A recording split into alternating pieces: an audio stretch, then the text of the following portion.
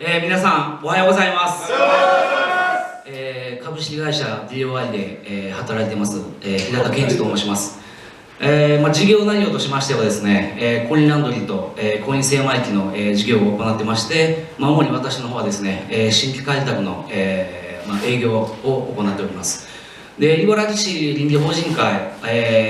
入会したきっかけはですね、うちの代表の土井が、地区ブロック長ですか、ちょっとよくわかんないんですけど、結構聞いたら偉いさんみたいで、それで入ったって言いますか、入らないと干されるっていうんですか、あとは給料上がるっていうのと、手当がつくんじゃないかっていうのが入りました。でそれが去年の10月で、それが僕のその気持ちが5ヶ月前ですよね。それがでその 2,3 日後にですね「おひなた」とかって後継者倫理塾あるからもう今日で申し込み最後の日やから行ってくれみたいな形でもう絶対に給料上がるなって分かりました。何も言うてこないじゃない給料とか、そういった話も全くなくて、でそのまま後継者倫理塾の、スケジュール的なことも全然確認せずに入会したんですけども、入塾しまして、大変なんですよね、後継者倫理塾もう挨拶とか、もう宿題とか、本当に一言で言ったら大変なんですけども、で富士研修が2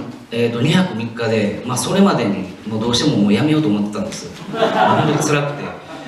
で、うちの、土井社長、たまたま同行があって、でもうあ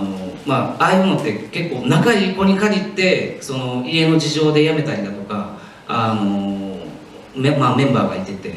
でそれで社長もう僕ちょっと宿題も多いし朝早いし松本塾長もちょっとうさんくさいし辞めたいです、もう朝も早いしね、で、授業受けててももう眠たいんです、本当にもうきつくて、でも社長も辞めたいですみたいな感じで、温かい言葉いただいたりだとか、もうそんなんやったらもう宿題もせんでいいみたいな形で、そういうわけもいかないじゃないですか。だからもうむちゃくちゃしろみたいな感じで言われたんですけど、この人すごい寛大な人やなと思って、で社長本当にありがとうございますってパッて顔見たら、もう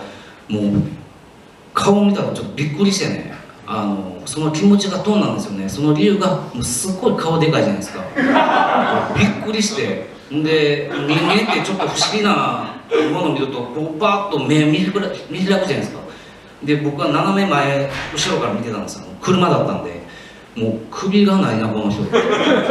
もう本当に顔でかい人だって言って、でも本当に土井社長にはですね助けられたなっていうのは思いました。で富士県後継者倫理塾行ってその富士研修行きましてですね、何が一番勉強になったかっていうと、やっぱり周りにいる人とかですね、あとはその常日頃僕に対して背中を押してくれる方にやっぱ感謝するようになりました。でそれまで茨城市倫理法人会とか勝谷会長とか、ちょっと安っぽいマフィアみたいな人になってたんですけど、激励のファックスいただいた時にですね、何かやっぱりいい人やなっていう風な形で受け止めてしまった自分がすごく弱いなって思ったんですけど、本当に激励のファックス大阪で多分一番多かったと思うんですけども、そ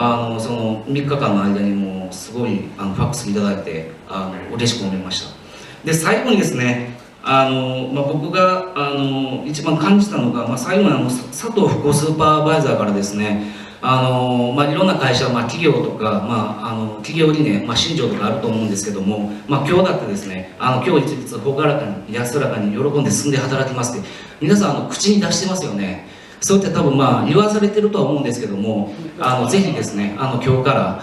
口に出すのであれば喜んで進んで働いて少しずつですけども実践の方、行っていただけたらなと思います。本日はですね私の会員スピーチの方終わります。ありがとうございました。